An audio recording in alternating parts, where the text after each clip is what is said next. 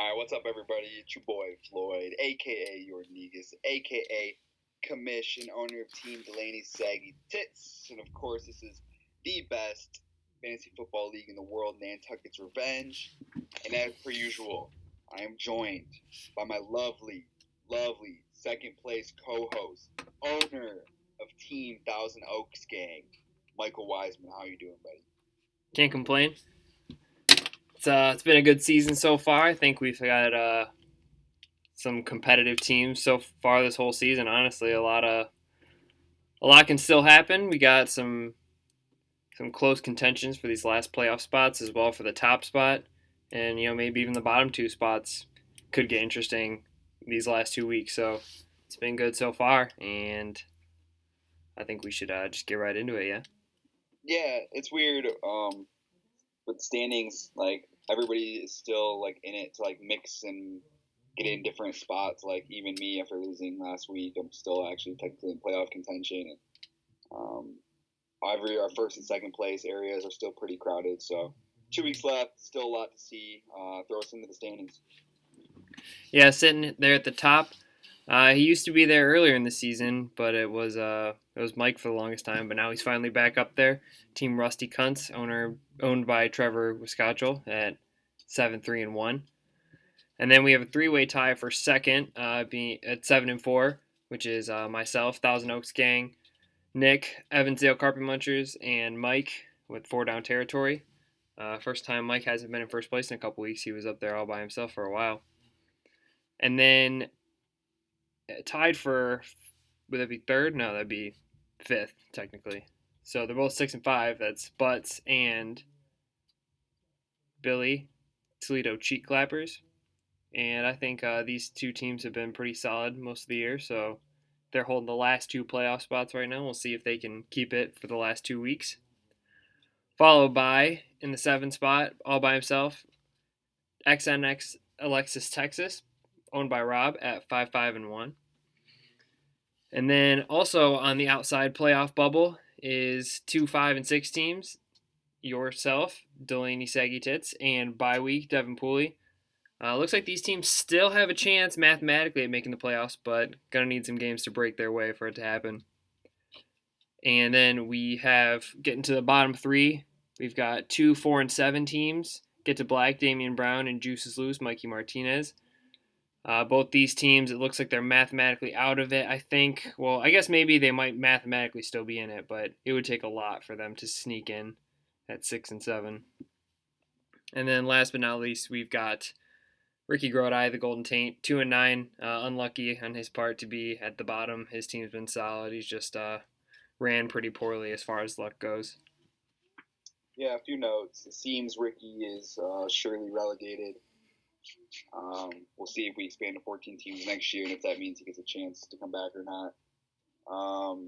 It's always hashtag good for the league when the Carpet Munchers are a playoff powerhouse and Alexis Texas is not in the playoffs. So things are hashtag good for the league right now. So although I'm not currently sitting in playoff contention, I can't complain. I think another thing to know is that Damien's usually a perennial team, but this year he's closer to the bottom. And the only person so far to ever win a championship over Rob is Mikey, who is near the bottom this year. So yeah, it just goes to show that anyone can have a good year, and sometimes teams that are perennial playoff contenders like Rob and Damien this year hasn't been as easy for them. So yeah, you're right. It is nice to see a little bit of variety and see some different names competing.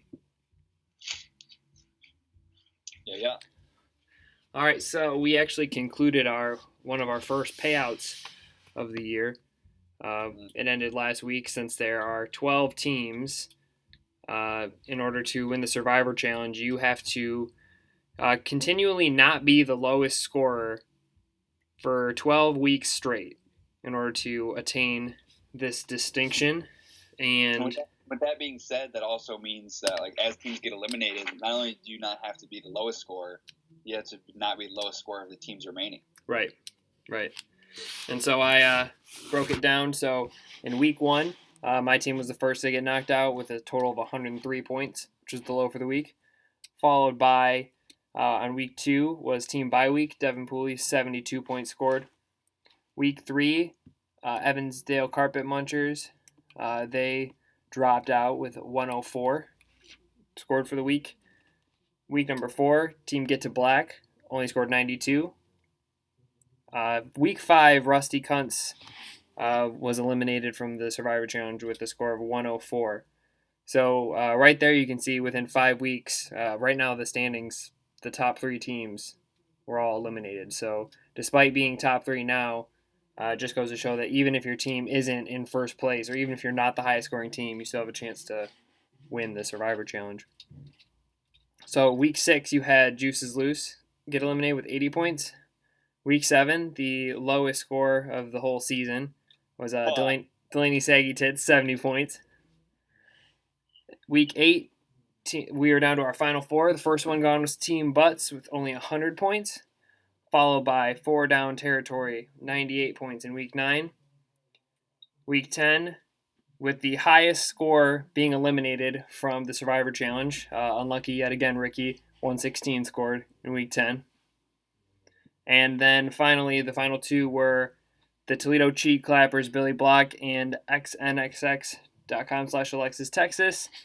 And we saw Rob lose against Billy with only scored 94 for the week, which was probably his low for the whole season. He got upset by Team Juices Loose. Yeah, so which saw Billy win the Survivor Challenge for this year. Congratulations, Toledo Cheat Clappers. Stupid good week for Billy after he beat me and then winning Survivor Week, and Rob losing as well. Yeah, I'm not remembering what Billy's score was from last week off the top of my head, so I'm gonna like 121 or something it. like that. I don't remember. Yeah, so not even like a super impressive score, but it was enough to get the job done. And I guess you could say that's a good testament of how Billy won the Survivor Challenge. Maybe not by being the highest scoring team, because I don't think that he's. I think we looked it up before the video started. He was 6th in scoring, so right in the middle. And as far as standings go, he's 6-5 and holding on to like the last playoff spot right now. So he won the Survivor Challenge despite not having the best team as far as record-wise or points scored. He's in the profit as well because he moved up from relegation last year, which means he didn't have to pay for his entry fee this year. And that's like the bonus of winning relegation. Like, you get mad that this year there is some cash for relegation, but like last year was like if you get first, you're just in the playoff or you're in our league. Like you're free rolling at free money, and Billy hit it. So Billy's up $100 in profit right now. So good for him, I guess. Yeah, it's good for him. Cool. Are we going right into matchups now? Yep. First matchup, obviously, should be on both of our dockets, is Team Delaney Saggy Tits at 5-6 versus Thousand Oaks Gang. Me versus Wiseman, your lovely co-host, and the commish battling it out. You're projected to clap my cakes. I'm sure you probably will. I have some hope. Guess I'm cool with like Zay Jones filling in my flex, but Juju is out. Not that it matters because he sucks. Mohamed Sanu is out. I got Kenyon Drake and Sammy Watkins and Austin Eckler on bye, which leaves me starting Rex Burkhead and Jamal Williams. My best play is Nick Foles to DJ Chark, so I'm not super excited. I need to win this to even have hopes of making the playoffs. So. Yeah, it puts you in a tough spot. My team's been relatively consistent the entire year, apart from a handful of weeks. But I had a couple positions where I was a little unsure of who to start. I think it's a toss-up between Aaron Rodgers and Garoppolo. Basically, the play there is I think Rodgers is probably a little safer. I would say it's more likely that Garoppolo will throw interceptions. And as far as my running back too, I was having a hard time deciding between Devin Singletary and Sony Michel. I think Sony Michel is the easier matchup, but Devin Singletary gets more, I guess, is more efficient and maybe gets more volume even. I'm not even sure. It's probably close. But I think that I'm going to end up rolling with Devin Singletary just simply because while his matchup might not be better than Sony Michel's, I have more belief in his efficiency to put up some fantasy points this week.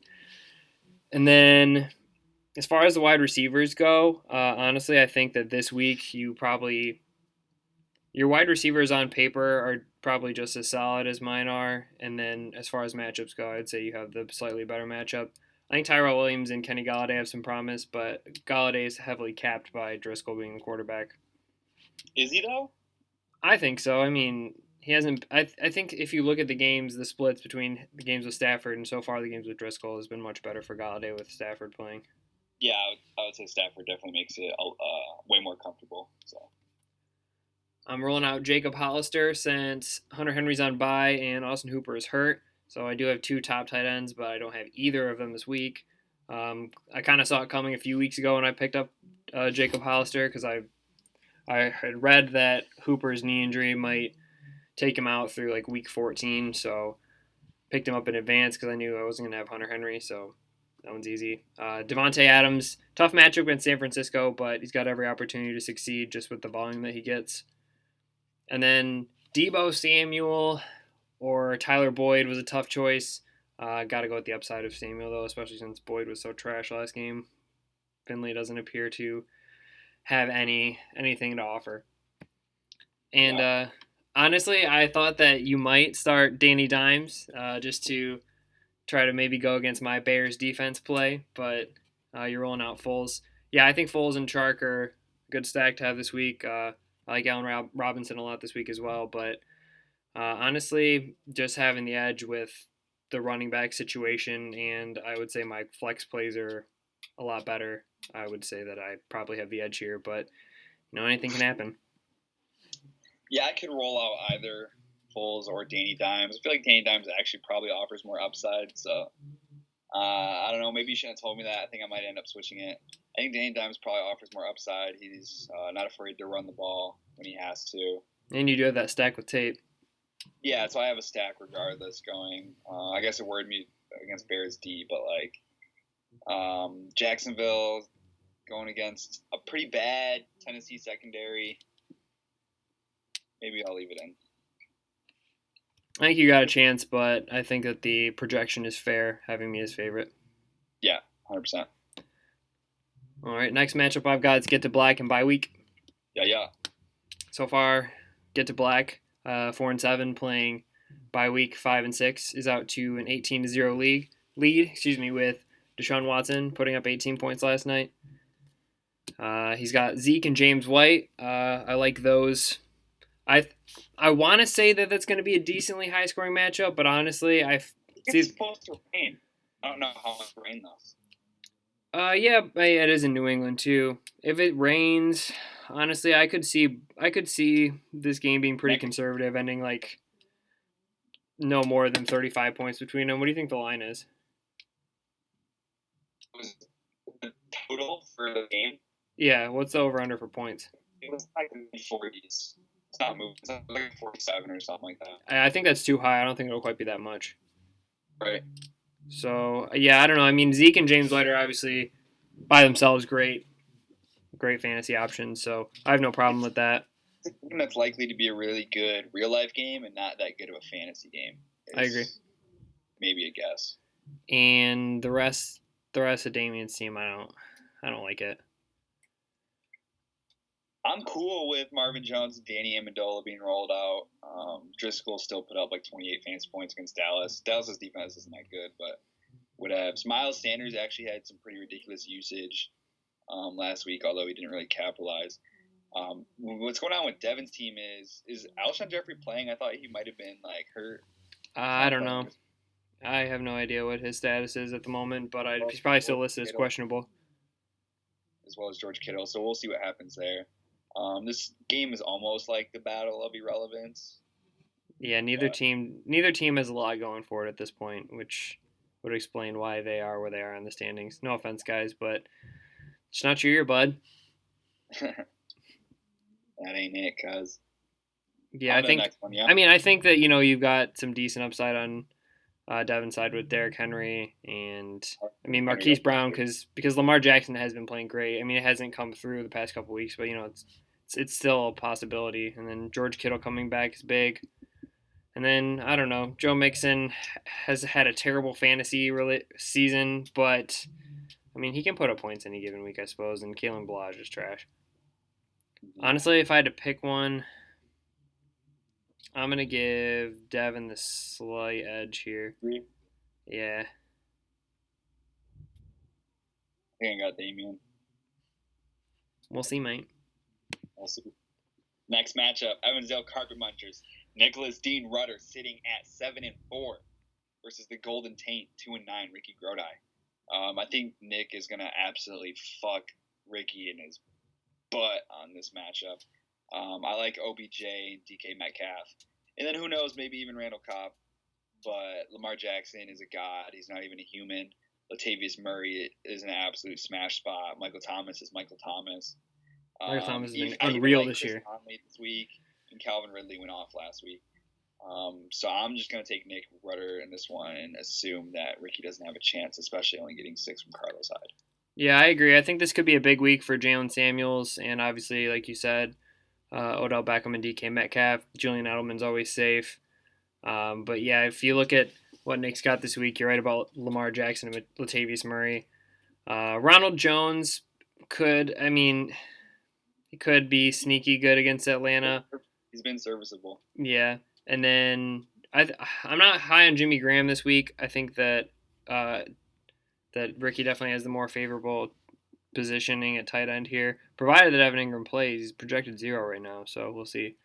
And then, yeah, like you mentioned with Chris Conley, but I think Demarius Thomas is a sleeper play this week. Yep, I kind of like the Jets to upset Oakland this week.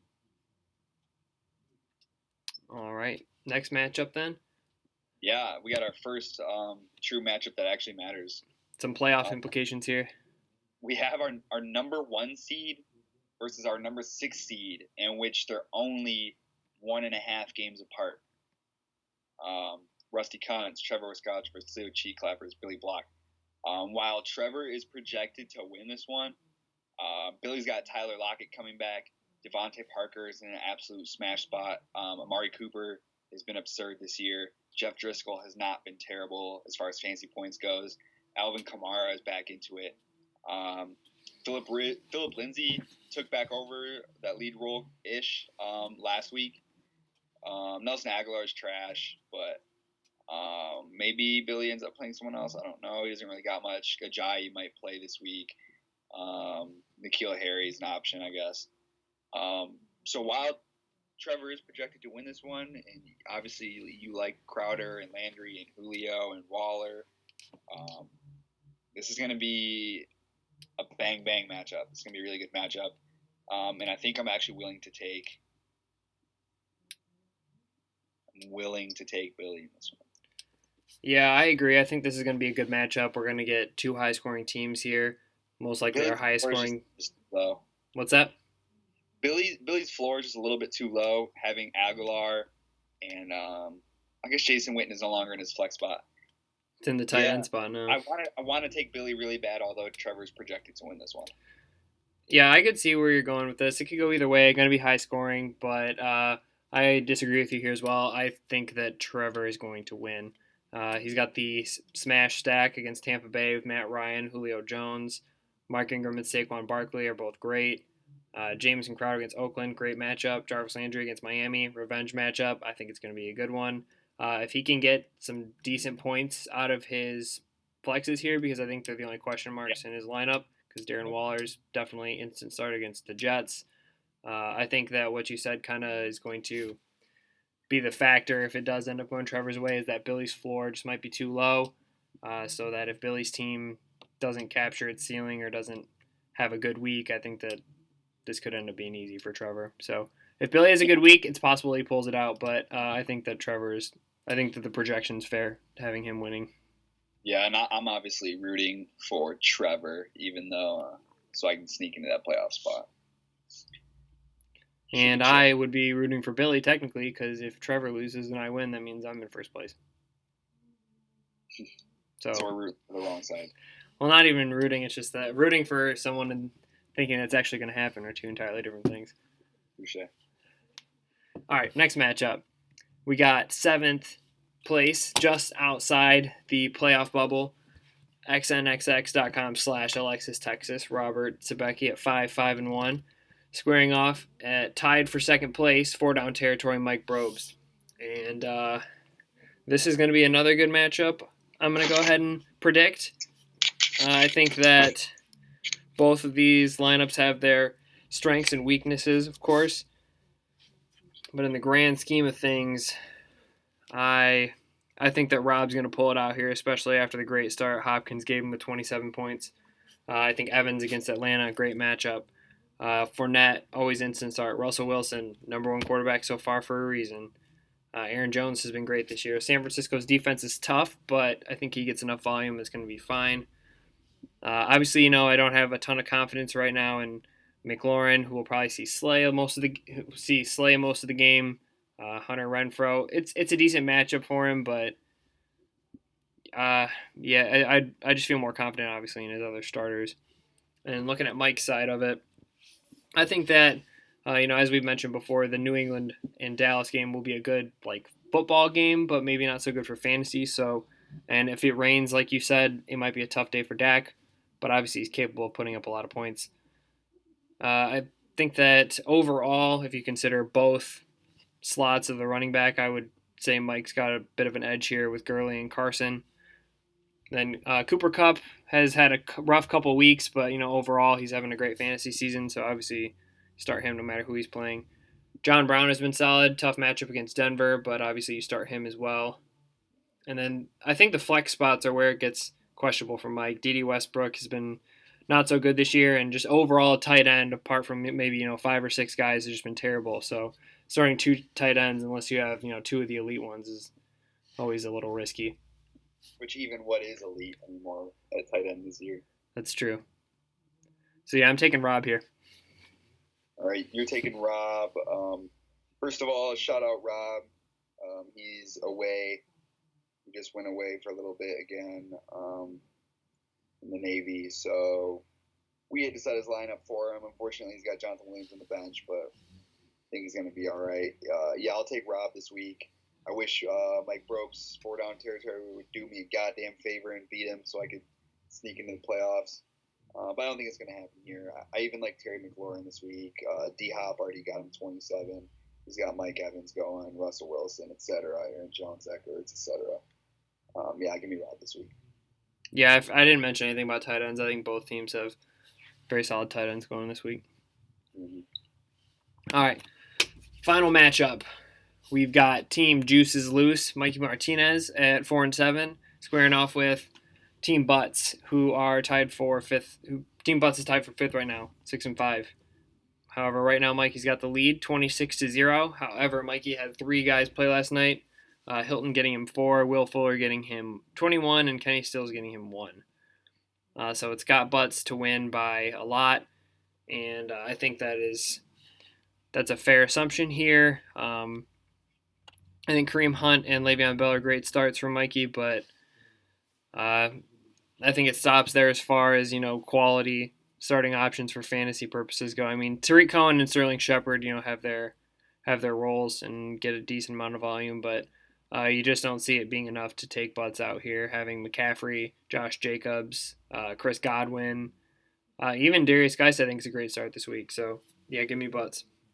Yeah, Butts' team, it seems like week in and week out looks like a daily fantasy team. It's like, if you could draft right now, who would you pick? And it's like every week. It's like McCaffrey, Godwin, Josh Jacobs, Michael Gallup, just like easy plug-ins. Like, yeah, Butts is going to give him the fucking boost. All right, I think that about does it for the matchups this week. Nothing else to add on to any of these results. A lot of them obviously have different implications, like teams on the cusp of the playoffs, like yourself, Rob, and Devin bye week. And then you've got teams that are fighting for a top spot, Trevor, myself, Mike Brobes, Nick Rudder. And then you've got teams that are trying to hold on to that playoff spots that are in the last 2, whether it's Billy or If Butts. it's Butts, yeah. But I think, Billy and Butts, if they get the right results, they can end up with a top 2 seed maybe. So, still all to play for, and we'll see where we're at after this week, going into the final week, week 13. But before we get to that, I got some buy or sell questions. Let's do it. All right. First one. Team Rusty Cunt's Trevor Wiscotchel holds on to first place, finishes top spot, end of the season. Buy or sell? Trevor had who this week again? Trevor has Billy.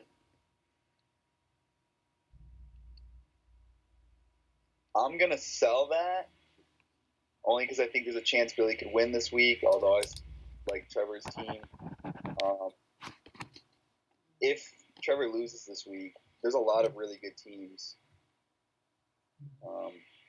Trevor has to win out to hold on to it, right? Not necessarily. He's got a half game lead over 3 teams tied for second. I haven't seen who he faces next week, but I'm gonna sell it. I think there's a decent chance he loses this week, and then we still have a couple more good rosters, so I'm gonna sell that. All right. And I can tell you just by looking at the scoreboard here once it loads who he's got in week 13 to follow. After playing Billy this week, he will have Evansdale Carpet Munchers, Nick Rudder. Oh yeah, that's a sell. You got All right. Lamar Jackson not last week of the season, so that's a sell. All right. And now we've got Rob, Team XNXX.com/Alexis Texas makes the playoffs. Buy or sell? Week 13, he's got Team Butts.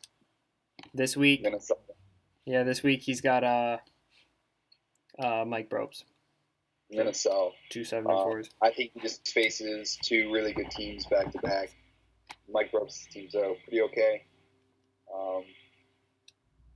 It's going to be really tough for any outsiders to make it in right now. So, Fair because enough. of the fact that the ball's not in his court because he's sitting on the outside, I'm going to sell it. He's got two pretty tough matchups coming. So, All right. Third buy or sell question. The third highest scoring team with 1,500 points even, sitting right now in second place, Team Thousand Oaks Gang, finishes in first. Buy or sell? Right now, I've got you this week, and I've got Damien next week. and you're how many games behind? Half a game in the 7-4. Trevor's got Billy, then who? Billy, then Butts. Wait, no, I'm sorry, Nick. Damn. I'm going to buy Team Thousand Oaks game as our first. You're ahead of Butts right now? Butts is a game behind me. I'm going to buy it. Thousand Oaks gang is our regular season champ. Wow, Wiseman, you just did that to me. You just talked me into. Did you do that to me on purpose, or you just talked me into that? I didn't include my team in the last buy or sell, so I figured I'd do one this week. You just talked me into you being the regular season champ somehow. I didn't even. We'll see. We'll see how it works out. Next one. We've got at 5 and 6 in 8 tied. Right now it says in 8th place, but I think it is tied for 8th. Delaney Saggy Tits sneaks into the playoffs. I'm gonna sell it. Last week was my chance. I started 5 receivers last week, excluding DJ Chark. They all scored in single digits, I'm pretty sure. And I was fairly confident in that whole wide receiver core. Austin Eckler went ham, and then Travis Kelce ruined my night with that touchdown. Travis Kelce literally ruined my whole season on one drive. They just passed it to him like 4 times, including a touchdown. And that's the reason why I lost that game. I'm going to have to sell it. I did all my shower crying last week. Hoping to move on from it. And I'm going to sell. Team Delaney Saggy Tits is going to miss the playoffs. Well, at least you probably won't get relegated if that makes you feel any better. All right, the next one I've got is another team tied for second right now. I believe this team falls 4th in the top scoring. It's definitely the top 5 scoring team. Having a great year. Evansdale Carpet Munchers gets a top 2 seed and a first round bye. Currently sitting in third and is a half game out of first right now. I'll buy that. This week plays Golden Taint. Next week plays Rusty Cunts, Trevor. I'll buy that. I'll buy any team that's got Lamar Jackson and Michael Thomas on it. Fair enough. I think Nick is also a shout for the top spot. I imagine he might be my toughest competition for it. Yep. And last one I have here is team Juices Loose, Mikey Martinez. Sneaks their way out of relegation, finishes third to last, and avoids relegation this season. You know who his week 13 is? Let me see. Right now he's got Butts. Right, this week. Yep. So that's an L. But what about week 13? Week 13, he's got the Golden Taint, Ricky. I sell that. Ricky should probably beat him. Mikey's been dealing with like absurd injuries all year. Can't win this week either, so I'm gonna sell that. It's gonna be Mikey and Ricky. All right, so to recap, we got The Shit Bowl next week. Our two lowest two teams are facing each other in the Shit Bowl week 13. All right, so to go over the buy or sell, Trevor finishing first, you sold. Rob making the playoffs, sold. Thousand Oaks Gang finishing first, bought. Delaney Saggy Tits making playoffs, sell. Evansdale Carpet Munchers top 2 seed, bought. Mikey Juices Loose avoiding relegation, sell. Yeah.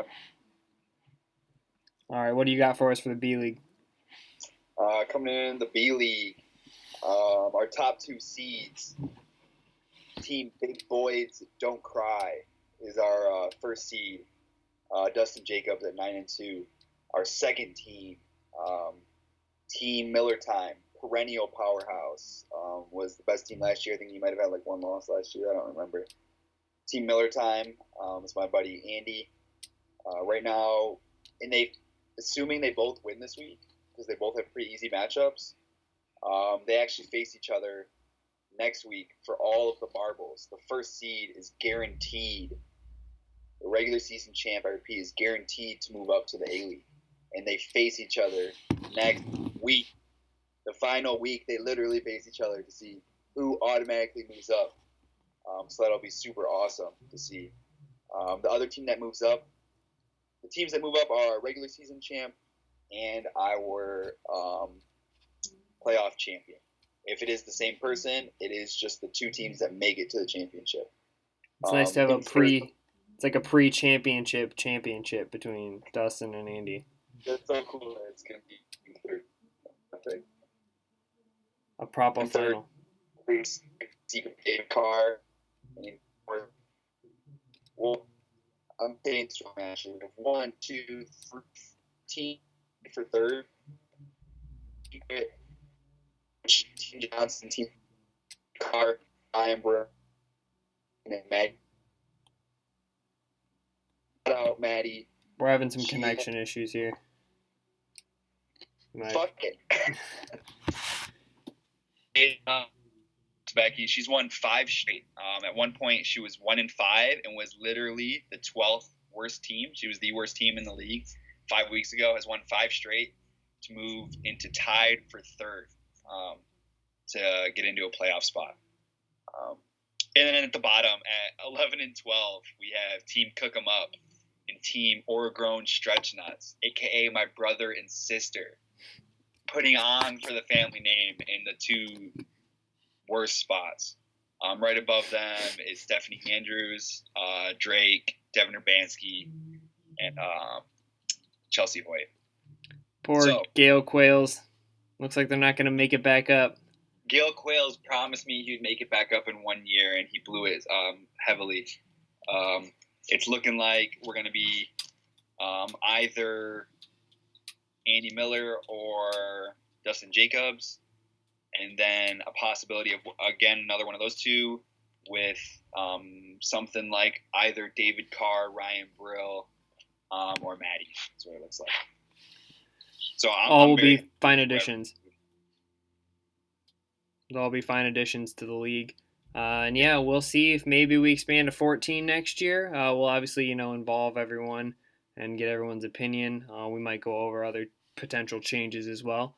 But for this year, as it stands, if we don't make any changes, bottom two will get relegated from Nantucket's Revenge. Top two, the championship winner as well as the regular season winner or the championship playoff runner-up, if the league winner and the playoff winner are the same.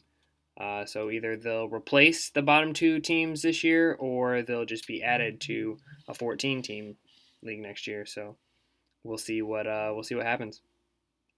Yeah, and as I've already repeated in the group chat many times, the way we'll work out any kinks this year, we're always trying to get better, is we'll get everybody's opinion, the types of things that they want down ahead of time. We'll try to figure out all the pros and cons of voting for either side, what those implications are if you vote which way, and we'll try to get like an official forum type thing going on where everybody gets their say, gets to vote about rules, whether it is adding a flex or whether it's getting rid of roster spots or bench spots, etc., adding teams or not. So we're not getting kickers. No, definitely not. We're not adding kickers. That's one thing that's for sure. Anyways, that's it for me. How about you, Wiseman? No, I don't have anything extra to add. I wish the Chargers were better, but it is what it is. But I think it's been a good fantasy year so far. I think we're set up for a nice finish here. A lot to play for. Top spots, playoff spots, not getting relegated spots. There's a lot going on, so I think it should be an interesting final 2 weeks, and hopefully they're exciting. That's the bye move versus the playoff move, not versus outside looking. Yeah, but it's different every year. Sometimes you're the hammer, sometimes you're the nail. You know what I mean?